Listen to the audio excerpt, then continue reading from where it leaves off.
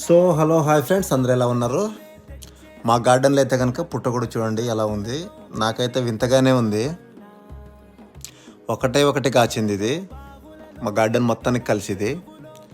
సుమారు ఒక 6-7 కేజీలు అయితే వస్తుంది నాకు తెలిసిది.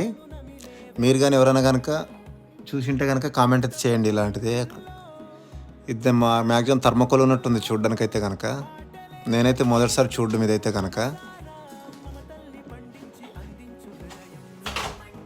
మా ఓనర్ నడితే కనుక తింటారని అయితే చెప్పింది. చూడండి ఎలా ఉంది, బ్యాక్ సైడ్ చూపిస్తాను ఒకసారి.